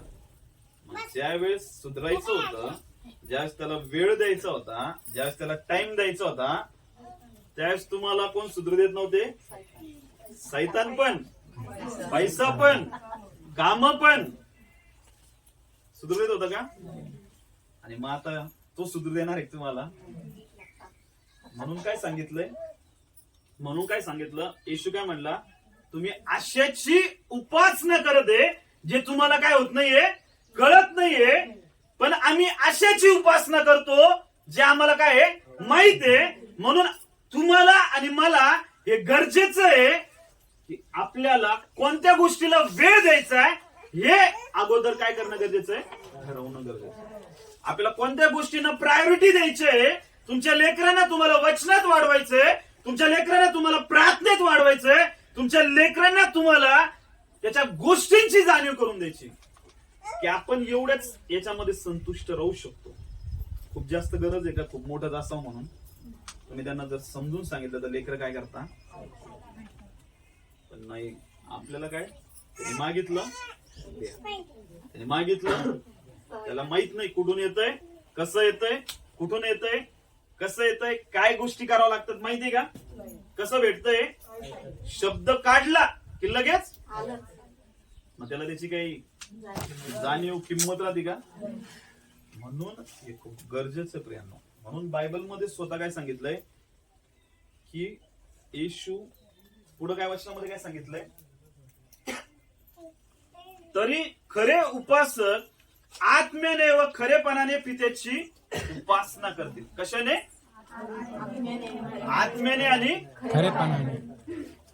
आत्म्याने आणि खरेपणाने म्हणजे तुम्हाला माहितीये, तुम्ही जे गाणं म्हणताय किंवा तुम्ही जी आराधना करताय, जी उपासना करताय, आज जे तुम्ही उपासना करत होते, जी तुम्ही आराधना करत होते, ही कशाने करत होते? आत्म्याने करत होते. कशाने? आत्म्याने म्हणजे तुम्ही तुमचं सर्वस्व कोणाच्या हातामध्ये देणं. खरे तुमचा आवाज कसा जरी असला काही हरकत नाही, तुम्ही किती सुरात गाणं म्हणलं काही हरकत नाही. पण इम्पॉर्टंट काय? आत्म्याने म्हणजेच काय की आपण आपलं सगळं कोणाच्या हातामध्ये देते, सिलेंडर होते त्या परमेश्वराच्या हातात, समर्पित होतो की देवा माझ्या बळाने काही होऊ शकत नाही, माझ्या बुद्धीने काही होऊ शकत नाही, माझ्या शक्तीने काही होऊ शकत नाही, आता तूच मला काय कर, सहाय्य कर. काय कर? आता इथं पण एक गोष्ट आहे, तुम्हाला माहिती आहे, हे जी सांगितलंय वचन, या वचनामध्ये एक रिव्हिलेशन आहे. ते रिव्हिलेशन असं आहे, तुम्हाला माहितीये, जो सैतान होता, लुसिफर होता, तो खूप मोठा काय होता? परमेश्वराचा झोपलेले म्हणतील हालेलुया सगळे जागे. काय होता तो? मोठ्याने काय होता? जो लुसिफर होता तो आराधक होता आणि तो परमेश्वराची आराधना करायचा आणि परमेश्वर त्याच्यामध्ये एकदम काय होऊन जायचा? रमून जायचा. काय होऊन जायचा? आणि मग नंतर लुसिफरला कळालं, एक कॉम्पिटिशन झालं स्वर्गामध्ये की कोण चांगला देवदूत आहे, आणि या सगळ्या परीक्षा कोणी पास केल्या? सैतानाने, म्हणजे लुसिफर. कोणी केल्या? मग लुसिफरला काय आला? घमंड आला. काय आला? माझे एवढं कोणीच काही नाहीये, चांगलं नाहीये, आराधना करू शकत नाही किंवा चांगलं नाहीये. म्हणून त्यांनी काय केलं? काही स्वर्गदूतांना जमा केलं आणि त्यांना त्यांनी काय केलं? बैकून टाकलं. काय करून टाकलं? मग ते 1/3 स्वर्गदूत लुसिफरचं ऐकून काय झाले? बैठले. आणि त्यांनी काय ठरवलं? आपण देवाची कशाला आराधना करायची? आपणच मोठे, आपणच काय. आणि हे त्यांच्या मनात विचारही नाही आला, तर लगेच परमेश्वराने त्यांना काय केलं? खाली पाडलं. काय केलं? आणि ते कुठून खाली पडले? स्वर्गातून खाली पडले तर पृथ्वीपासून डायरेक्ट कुठं पडले? नरकामध्ये, त्या गड्ड्यामध्ये पडले. कुठं पडले? मग आता स्वर्गामध्ये काय आहे? त्याची जागा खाली. त्याची जागा काय झालेली? किती जागा खाली? लुसिफरची आणि प्लस ते 1/3. कितीची? लुसिफरची आणि ती जागा कोण भरून काढणार आहे? कोण भरून काढणार आहे? म्हणून सैतानाची जे खरे आराधक आहेत, आराधना करणं म्हणजे फक्त काय नाही गाणं म्हणणं. काय म्हणणं? पण आराधना करणं म्हणजे काय? परमेश्वराच्या हातामध्ये त्याला आपल्या जीवनामध्ये प्रथम स्थान देणं. याला काय म्हटलेलं आहे? खरे आराधक. काय म्हटलेलं आहे? की त्यांच्या डोक्यामध्ये फक्त एकच धून चालू असते, फक्त काय? परमेश्वराला मी कसं खुश करणार आहे, परमेश्वर मी काय करणार आहे, कसं खुश करणार आहे. हे फक्त त्यांच्या डोक्यामध्ये काय चालू असतं?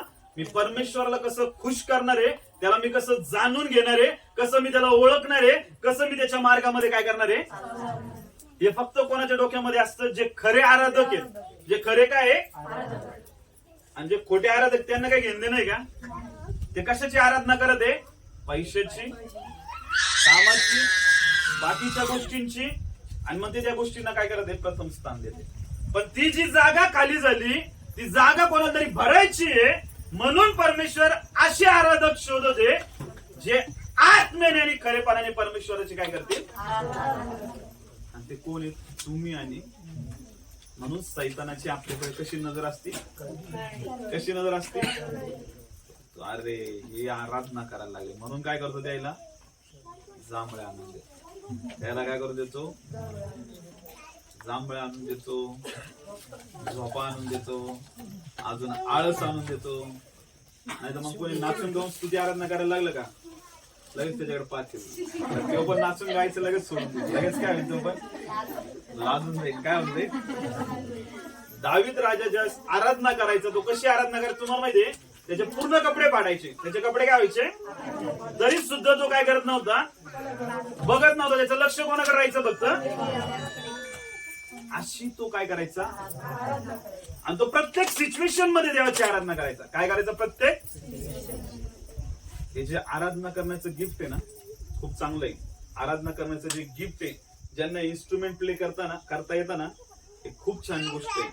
मी स्वतः तरी वैयक्तिकरित्या मानतो. कशामुळं, की ज्यावेळेस तुम्ही डिप्रेशन मध्ये जाल, ज्यावेळेस तुम्ही तणावामध्ये जाल, ज्यावेळेस तुम्ही अडचणीमध्ये जाल, दुःखामध्ये जा, ज्यांना एक गिफ्ट आहे ते बरोबर स्तुती आराधना करत राहतील. आणि जसं स्तुती आराधना करतील, ते सगळ्या त्यांच्या गोष्टींना काय होऊन जातील, विसरून जातील. आणि देवासोबत ते काय होता, कनेक्ट होता, आणि पूर्ण वातावरण काय होऊन जातं. हे खूप महत्वाचं प्रेम. प्रत्येकाला आराधना करता येणं, वर्शिप करता येणं, इन्स्ट्रुमेंट प्ले करता येणं खूप काय. आणि हे करू देत नाही कोण. म्हणून समजलं ती जागा काय, नेहमी आपल्या डोळ्यासमोर एकच गोष्ट ठेवायची, ती जागा काय, आणि त्या जागेमध्ये मला काय करायचंय, बसायचंय. त्या जागेवर मला काय करायचंय. म्हणून ऑलरेडी काय सांगितलं इफिसकराच्या पत्रामध्ये, की तुम्हाला स्वर्गीय स्थानामध्ये बसण्याचा काय मिळून दिलेला आहे. तुम्ही आणि मी, आपण कुठं बसलेलोय, लगेच त्या स्वर्गीय स्थानातून उठून आपण कुठे येतो, खाली. कशामुळं, आजूबाजूला येतात शरीरातले लोक, आणि ते बसता गप्पा मारत. काय करत बसता, आपण त्याच्यासोबत आपल्या गप्पा काय होऊन जातात. मला स्वर्गीय स्थानातून कुठे येतो, आणि मग चालू. मग पूर्ण दिवस कुठं असतो, आणि मग ते स्वर्गीय स्थानापासून आपण वंचित होत होत होत होत पुरे खाली येऊन जातो. मग परत स्वर्गीय स्थानामध्ये जायला परत करा स्ट्रगल, करा परत प्रार्थना, परत करा गुडघ्यावर या, परत मग लक्ष लागत नाही पास्टर, वचन घेतलं की झोप लागते पास्टर, प्रार्थना करायला बसलं की लगेच डोक्यामध्ये विचार चालू असतं पास्टर. कशामुळे होतंय, कारण की कशामध्ये गेलो आपण, जगामध्ये. कशामध्ये गेलो. म्हणून जेवढे जगातले मित्र मैत्रिणी असतील, नातेवाईक असतील, भाऊ बहीण असतील, सगळ्याला दूर करायचं. काय करायचं, जेवढं होईल तेवढंच बोला, आणि नंतर त्यांना त्यांचे इन्फ्लुएन्स खाली नका येऊ. कशा काय देऊ नका. इन्फ्लुएन्स असता काय असता, इन्फ्लुएन्स म्हणजे काय, तुम्ही एखाद्या व्यक्तीसोबत गप्पा मारताय ना, कंटिन्यू त्याचं ऐकून ऐकून तुमच्या डोक्यामध्ये जातं, अंतःकरणात जातं, आणि दिवसभर तुम्ही त्या गोष्टीबद्दल काय करता. वय एवढं कमी आहे, यांनी कमी वयात खूप जास्त कमवलंय, आणि अजून आपलं काहीच झालं. आपण अजून बोंबलतच फिरतोय, अजून आपण चर्चच करत आहे, अजून आपण हेच करत आहे. त्यांनी तर घरं बांधले, मोठे घरं घेतले, सगळं केलं, आपलं तर अजून काहीच नाही. हे कशामुळे होतं, तुम्हाला माहितीये. आज इथं जरी तुमचं काही नसलं, स्वर्गात तुम्हाला परमेश्वर मोठं दिलेलं. स्वर्गामध्ये खूप मोठं घर परमेश्वर, स्वर्गामध्ये सगळ्या गोष्टी खूप मोठ्या आहेत तुमच्यासाठी, आणि त्या बघण्यासाठी, त्या लेवल पर्यंत जाण्यासाठी आपल्याला काय करायचंय, झटायचंय, प्रार्थना करायची, उपवास करायचे, वचन वाचायचे, आत्मिक डोळे उघडण्यासाठी देवाकडे काय करायची, उपवास आणि प्रार्थना करायची, की देवा मला माझे आत्मिक डोळे उघड, की मी तुला काय करावं, बघावं, तुझ्या स्वर्गीय गोष्टींना मी काय करावं. जेवढी तुम्ही पळणार आहेत, जेवढं तुम्ही धावणार आहेत, तेवढे जास्त देव काय करणार आहे? आशीर्वाद आहे. पुढं वचन वाचू आपण. पुढं वचन वाचू ब्रदर. 25 वचन. ती स्त्री त्याला म्हणाली, मसिया ज्याला ख्रिस्त म्हणतात तो येणार आहे हे मला ठाऊक आहे. तो आल्यावर आम्हाला सर्व गोष्टी सांगेल.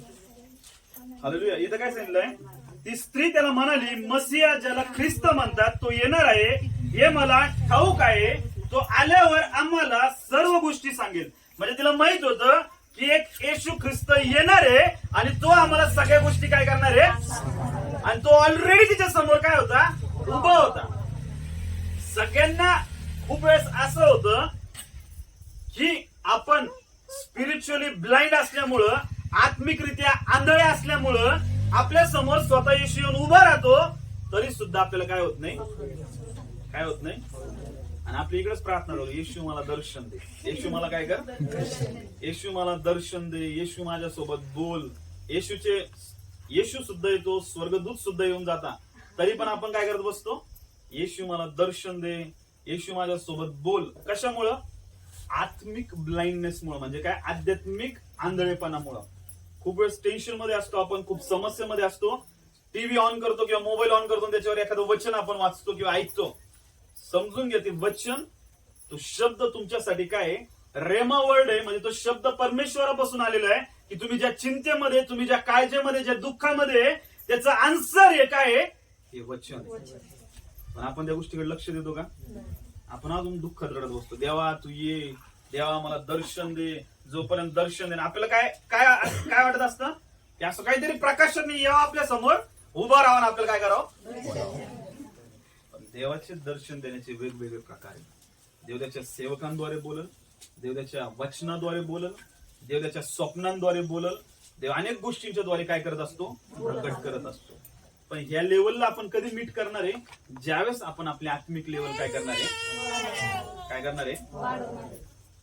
ते आता ज्यावेळेस मी त्यांच्या घरी गेलो, त्यांच्या बद्दल ऐकलं, ते काय म्हणे, मला स्वप्न पडलं होतं अगोदर की मी स्वप्नाने मला देवाने गोष्टी सांगितल्या होत्या, पण मी त्या गोष्टींकडे काय केलं नाही.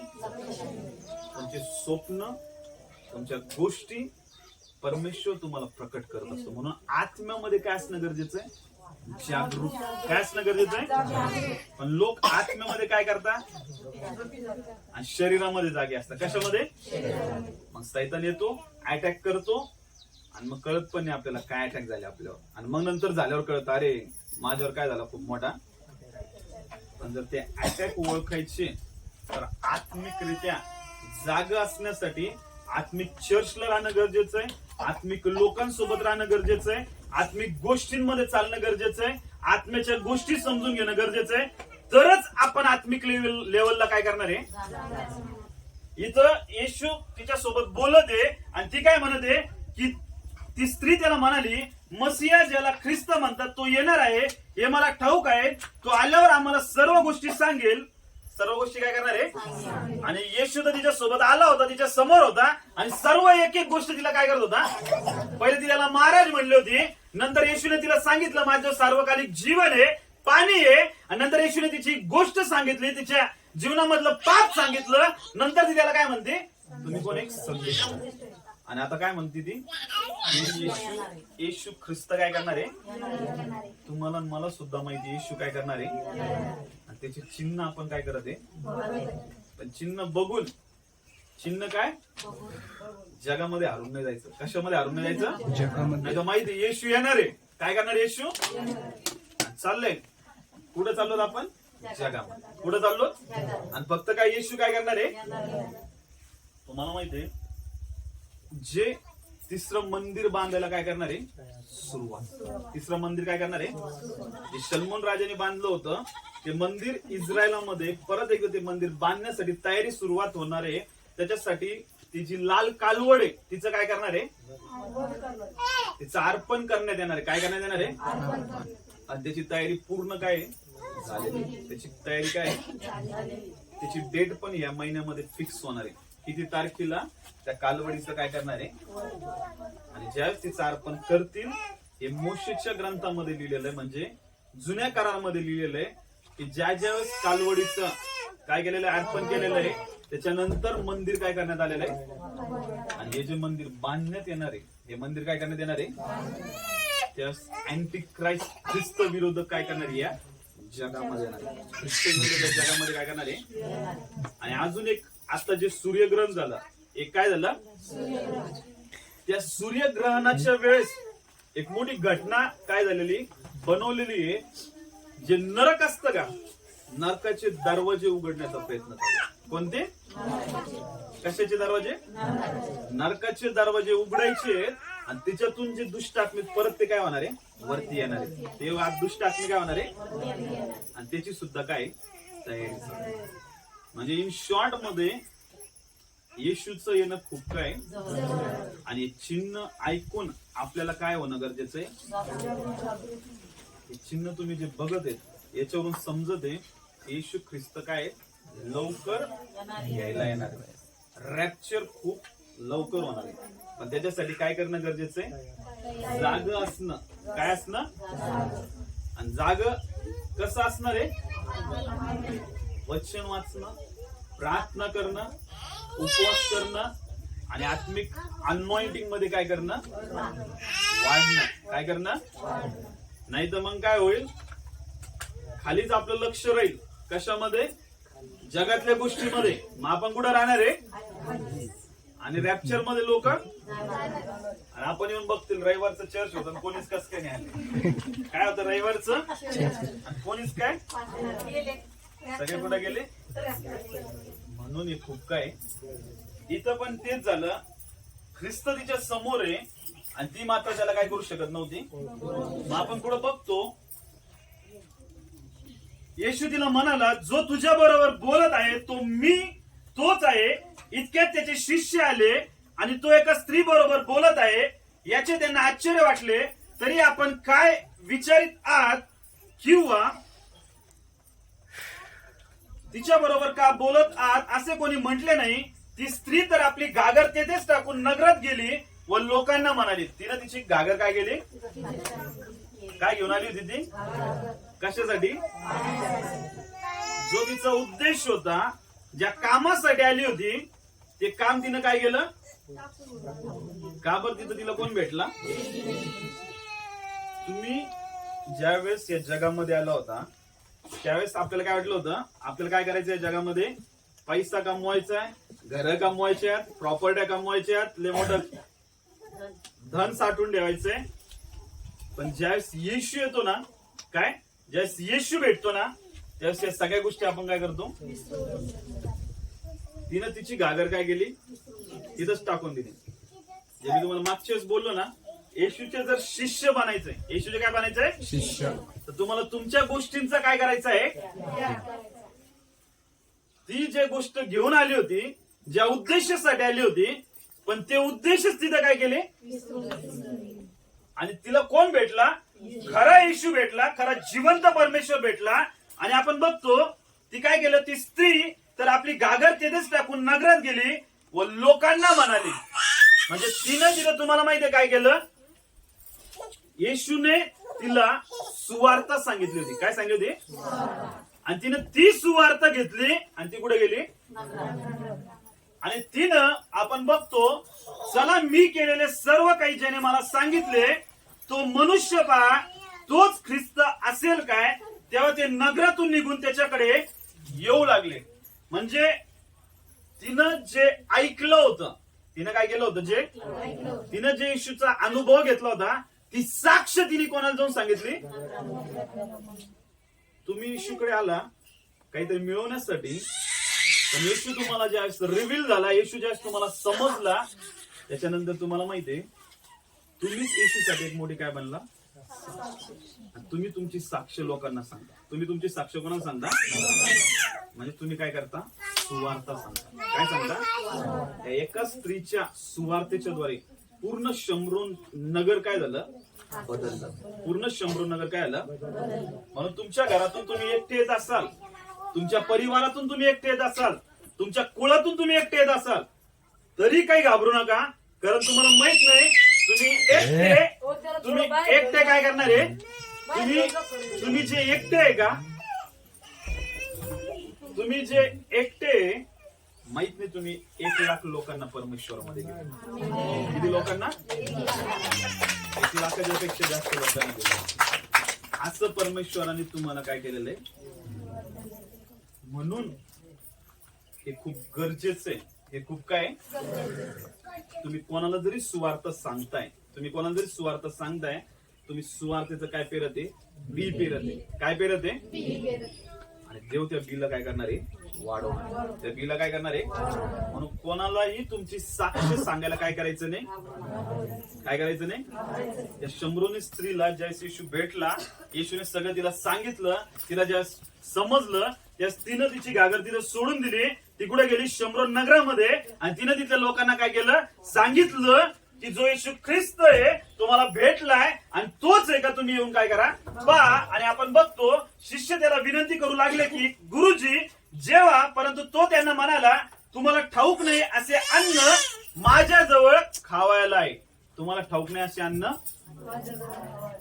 पहिले येशून शिष्यांना काय केलं होतं, काय पाठवलं होतं, अन्न आणायला. आणि नंतर येशूच काय म्हणतोय, माझ्याजवळ काय आहे, माझ्याजवळ काय आहे. आता शिष्य सुद्धा काय झाले, कन्फ्युज झाले. ते आपण बघतो यावरून शिष्य एकमेकास म्हणू लागले याला कोणी खावयास आणले असेल. याला कोणी काय, कारण येशू आमच्या सोबत होता, आम्हाला म्हणला जाऊन भाकरी घेऊन या, आणि मी इथं बसतो, आणि इथं काय करत होता, तो पाणी पिण्यासाठी थांबला होता. आणि आता येशू स्वतः काय म्हणत आहे, माझ्याजवळ काय अन्न आहे. आणि आपण बघतो येशू त्यांना म्हणाला ज्याने मला पाठवले त्याच्या इच्छेप्रमाणे करावे व त्याचे कार्य सिद्धीस न्यावे, हेच माझे. ज्याने मला काय केलंय, ज्या पित्याने मला पाठवलंय त्याचं काम करणं, हेच माझं काय. आणि आपलं पण अन्न काय. तरी सुद्धा लोक कोणत्या अन्नाच्या मागे लागलेत. कोणाला जर विचारलं तुम्ही कशासाठी जगता, पोटासाठी. कशासाठी जगतो, पण तो कोणत्या पोटाविषयी सांगत होता. हे पोट, हे अन्न काय, पित्याने जे मला पाठवलंय त्याची इच्छा पूर्ण करणार. कोणाची इच्छा पूर्ण करण्यासाठी. आणि आपल्याला सुद्धा कोणाची इच्छा पूर्ण करायची. म्हणजे तर ती गोष्ट सांगितली, जसं तुम्ही आणि मी अन्नासाठी काय करतो, काय करतो. सगळ्यांना प्रश्न पडतो ना, उद्या जर कामाला नाही गेलो तर काय भेटणार नाही. माझे लेकरं कसे खातील, माझ्या घरातले लोक कसे खातील, पैसे कुठून येतील, मग त्यांना काय पडतो. पण कधी या प्रश्नाचा, हा प्रश्न कधी पडला का, जर मी जर कोणाला सुवार्थ नाही सांगितले, मी जर कोणाला देवाचं वचन नाही सांगितलं, मी जर देवाच्या सेवेला नाही गेलो, मी जर देवाचं वचन प्रीच नाही केलं, किंवा मी जर कोणाला साक्ष नाही सांगितले, तर कितीतरी लोक आज देवामध्ये यायचं काय होणार आहे. याचा कधी कोणाला प्रश्न पडतो का. या अन्नाविषयी कोणी विचार करतं का. सगळ्याला कोणत्या अन्नाविषयी ताण लागलेली फक्त. म्हणून येशू त्याच्या शिष्यांना काय म्हणला, येशू त्यांना म्हणाला ज्याने मला पाठवले त्याच्या इच्छेप्रमाणे करावे व त्याचे कार्य सिद्धीस न्यावे, हेच माझे अन्न आहे. हेच माझे काय. म्हणून तुम्ही आणि मी जसं आपण या जगिक अन्नासाठी मेहनत करतो, जगिक अन्नासाठी जसे परिश्रम करतो, तसेच आपल्याला आध्यात्मिक अन्नासाठी सुद्धा काय करायचे, काय करायचे, काय करायचे. किती जण करणार, किती जण करणार. मी काय सांगितलं, तुम्ही एक जणाला जरी स्वार्थ सांगितले, तुम्हाला माहित नाही तो एक जण 1 लाख लोकांना परमेश्वरामध्ये. तुमची साक्ष तुम्ही एखाद्या व्यक्तीला सांगता, हे खूप काय. आपल्याला या अन्नासाठी काय करायचे, श्रम करायचे. या अन्नासाठी काय करायचे. येशू स्वतः म्हणला होता मीच जीवनाची काय, मीच जीवनाचं पाणी. आणि ज्यावेळेस तो त्याच्या शिष्यांना बोलला, जो कोणी माझं शरीर काय करतो, खातो, आणि मला माझं शरीर काय करतो, खातो, आणि माझं रक्त काय करतो. शिष्य चक्रवून गेले म्हणे, अरे असं काय म्हणतोय, आम्हाला काय करायला लावतोय, मांस खायला लावतोय. काय करायला लावतोय. अरे येशू काय बोलत होता, आध्यात्मिकरित्या बोलत होता, आणि हे कशामध्ये घेत होते. आणि मग ते शिष्य येशूला सोडून काय झाले, मग ते शिष्य वापस आले का. म्हणून प्रत्येक गोष्टीच्या माग एक स्पिरिच्युअल अर्थ आहे. आज तुमच्या जीवनामध्ये ज्या समस्या आहे, तुमच्या जीवनामध्ये ज्या अडचणी, तुमच्या जीवनामध्ये जे दुःख आहे, तुम्ही ज्या परेशानीमधून जाते त्याच्या माग एक आध्यात्मिक गोष्ट काय झालेली आहे. तुम्हाला वाटतं तुमचे लेकरं तुम्हाला त्रास देते, पण ते कशामुळे देते? कारण त्यांच्या माग दुष्ट शक्त्या लागलेल्या आहेत. काय लागलेल्या आहेत? त्यांच्या माग पूर्वजाचे श्राप त्यांच्या जीवनामध्ये काय करत आहे? काम करत आहेत. मग ते तोडण्यासाठी, त्यांना त्याच्यातून मुक्त करण्यासाठी काय गरजेचं आहे? काय गरजेचं आहे? पण हे कधी समजणार आहे? ज्यावेळेस आत्म्यामध्ये आपण काय राहणार आहे? जागरूक राहणार आहे. काय राहणार आहे? नाही तर मग एखादं लेकरू त्रास देत आहे, मग याला मारून मारूच फक्त काय ते काही नीट होत नाही. ते काय ते अजून जे सुधारायचं होतं ते अजून काय होऊन जातं. म्हणून ते खूप गरजेचं आहे. तुमच्या जीवनामध्ये एखादा आजार जरी येतोय, तुमच्या जीवनामध्ये काय एखादा रोग जरी येतोय, तर तो रोग मी तुम्हाला सांगतो 99% किती टक्के आत्मिक रीतीमुळे. कशामुळे? आणि 1% फक्त शारीरिक रीतीमुळे. किती टक्का? पण ते आत्मिकरित्या समजून घेणं खूप काय ते कधी समजणार आहे? ज्यावेळेस आपण आत्मिक लेवल मध्ये काय होणार आहे? वाढणार आहेत. आत्मिक लेवल मध्ये काय होणार आहे? पण आपल्याला काय वाटतं, हे आता तर याचा रंग चांगला होता, मध्येच काय बिघडून गेला. ते बिघडतो कशामुळे बिघडतो तुम्हाला माहिती आहे? काहीतरी आत्मिक दुनियामध्ये काहीतरी काय झालेलं आहे. याची तर एक तर प्रार्थना नसून झाली, हा प्रार्थनेमध्ये कमी असन, किंवा याच्या प्रार्थनेमध्ये काहीतरी व्यत्यय चालू आहे, किंवा कुठल्या तरी पापामध्ये अडकलाय, म्हणून काय होते? खाली पडते आणि सैतान त्यांच्यावर काय करते. म्हणून हे समजण्यासाठी आपल्याला खूप काय देवामध्ये वाढणं खूप काय. म्हणून आपण बघतो अजून 4 महिन्याचा अवकाश आहे, मग कापणी येईल असे तुम्ही म्हणता की नाही. पहा, मी तुम्हाला म्हणतो, आपली नजर वर टाकून शेते पहा, ती कापणीसाठी पांढरी होऊन सुकली आहे. येशू काय म्हणला की शेत पहा, ते कापणीसाठी काय होऊन चुकलेले. आणि आता काय कशाची वेळ आलेली? कोणत्या कापणीविषयी सांगत होता? आध्यात्मिक कापणीविषयी. कोणत्या विषयी सांगत आहे? आणि खूप गरजेचे प्रियांनो, आपण काय काय बघितलं? जी स्त्री होती, शम्रोनी स्त्री. कोण होती? कोणाजवळ आली? कोणतं पाणी पाहिजे होतं तिला? आणि येशूने तिला जीवनाचं पाणी काय केलं? दिलं. पण तिनं अगोदर येशूला ओळखलं का? आपण पण ज्यावेळेस येशू मध्ये आलो, अगोदर येशूला थोडं बघितलं. अगोदर तो कोण वाटला? महाराज. नंतर कोण वाटला? संदेशकार. आणि नंतर कोण? ख्रिस्त. हे तिला कळालं. आणि मग तिला कळालं हाच तो येशू ख्रिस्त आहे, जो आम्हाला काय करायला येणार आहे. मग ही गेली कुठं? नगरामध्ये. सगळ्यांना सांगितलं आणि सगळे आले आणि येशू सोबत बोलले. येशू किती दिवस राहील तिथं? 2 दिवस. किती दिवस? आणि येशूने त्यांना वचनातून 2 दिवस सगळ्या गोष्टी काय केल्या. आणि त्यावेळेस ते स्वतः म्हटले, आता तू म्हणते म्हणून नाही, तर आता आम्ही स्वतः काय केलेल्या या गोष्टीवर. आणि त्या शम्रोनाचं उद्धार झाला. काय झालं? धारण झालं. काय झालं? शम्रोन जे श्रापित होतं ते काय झालं? आशीर्वाद. काय झालं? कोणामुळं? आज तुमच्या जीवनातली परिस्थिती कशी असू द्या, तुमच्या जीवनामधली परिस्थिती, पण जर तुम्ही येशूच्या काय होणार आहे? जवळ येणार आहे. येशूच्या काय येणार आहे? तर मी तुम्हाला सांगतो, तुमचे सगळे श्राप देव कशात बदलणार आहे? कशात बदलणार आहे? पण आज एकच आहे, आपल्याला काय करायचंय? आध्यात्मिक गोष्टीमध्ये काय करायचंय? वाढायचंय. आध्यात्मिक गोष्टीमध्ये काय करायचंय? आणि आध्यात्मिक गोष्टीमध्ये वाढायचं म्हणजे काय करावं लागणार आहे? प्रार्थना, वचन, उपवास हे करणं खूप काय. कोणी काही करू, मी काय सांगतो, कोणी, पण तुम्हाला हे करणं खूप गरजेचं आहे. म्हणजे जसं काय सांगितलेलं आहे, पोटासाठी काय गरजेचं आहे, तसं पितेची इच्छा पूर्ण करणं हे सुद्धा काय. तुम्हाला आध्यात्मिक अन्नासाठी काय करायचंय? कोणत्या अन्नासाठी? 8 घंटे आपण काय करतो? जॉब करतो. किती घंटे करतो? मग त्याचं काय भेटतं आपल्याला? पेमेंट भेटतं. त्याचं काय भेटतं? तुम्ही जे श्रम केलेले त्याचं प्रतिफळ काय भेटत आहे तुम्हाला? पैसा भेटत. मग तुम्ही कोणाला म्हणू शकता का तिथं नाही आम्ही 8 घंटे काम केले फक्त एवढा पैसा दिला, आता अजून आम्हाला काहीतरी पाहिजे असं म्हणू शकतो का? तो बॉस काय म्हणतो, तुम्ही जेवढं काम केलं तेवढं तुम्हाला मोबदला काय झालेला आहे. पण ज्यावेळेस तुम्ही आत्मिक गोष्टीमध्ये काम करता, कशामध्ये काम करता, देवाच्या गोष्टीमध्ये तुम्ही काय करता, काम करता, त्याचं प्रतिफळ तुम्हाला इथं पण भेटतं आणि कुठं भेटतं. आणि ते प्रतिफळ खूप जास्त काय असतं, मोठं असतं, खूप जास्त काय असतं. मग तुम्ही कोणाला सुवार्थ जरी सांगितली तर तुमच्या एका सुवार्तेच्या द्वारे स्वर्गामध्ये देव खूप मोठा काय करतो, आनंद करतो. तुम्ही कोणासाठी प्रार्थना जरी केली, तुमच्या प्रार्थनेचा आन्सर परमेश्वर देतो म्हणजे, आणि त्याचं प्रतिफळ सुद्धा परमेश्वर तुम्हाला देतो म्हणजे देतो.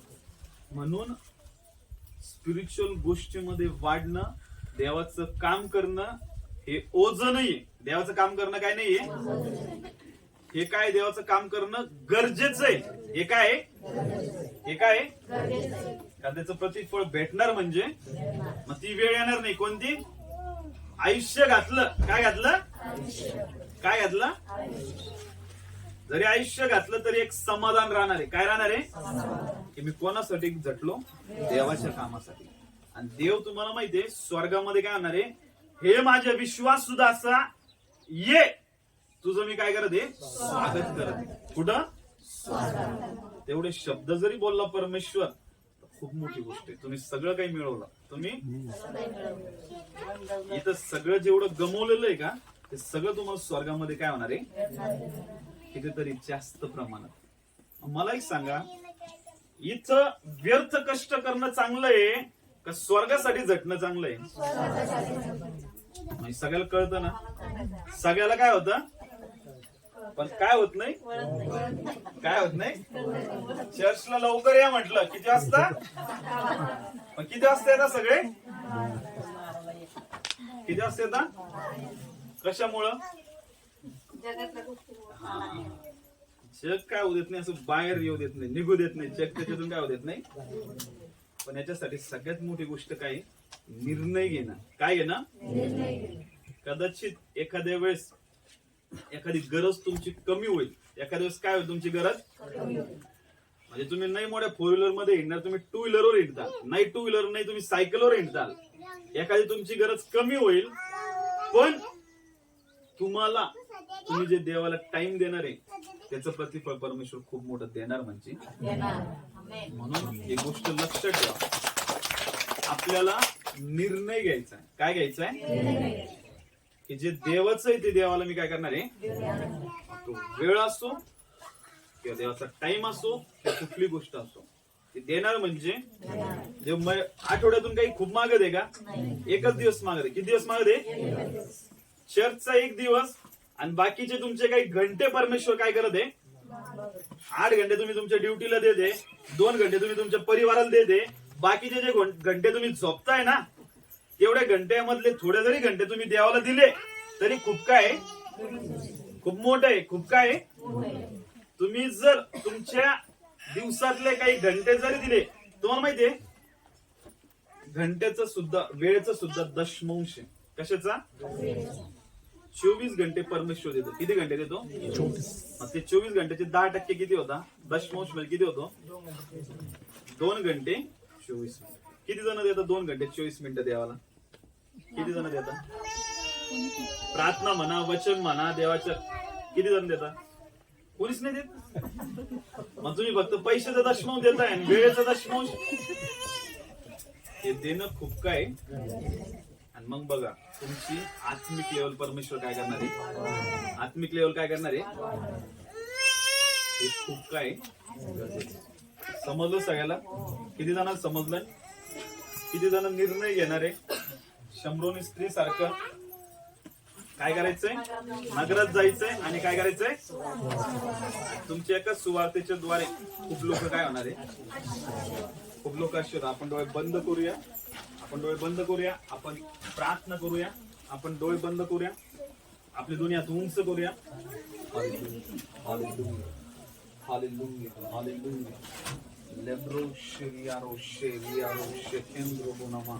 डोळे सर्वजण बंद करतील, आपलं लक्ष देवाकडे लावतील, सर्वजण डोळे बंद करतील, निर्णय घेतील.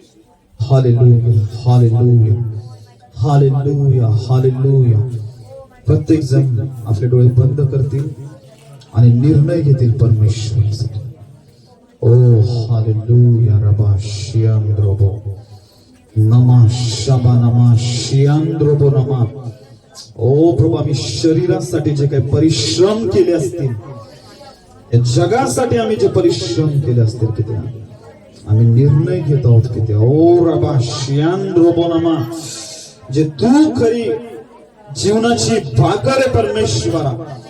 ओ प्रभू, आम्ही ते मिळवण्यासाठी झटणारे, आम्ही आध्यात्मिक अन्नासाठी झटणार आहोत किती. आले ब्रोश रिबा शियांद्रोबोनामा शियांद्रोबोनामा.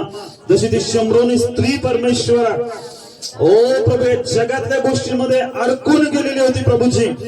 तिने 5 नवरे केले होते तरी सुद्धा परमेश्वरा, ओ ती त्या डिझायर मध्ये, त्या इच्छेमध्ये अडकलेली होती प्रभूजी. पण ज्यावेळेस प्रभू येशू तू तिला भेटला परमेश्वर, हो प्रभूजी, तिचे घागर तिथंच टाकून प्रभूजी ती नगरामध्ये गेली.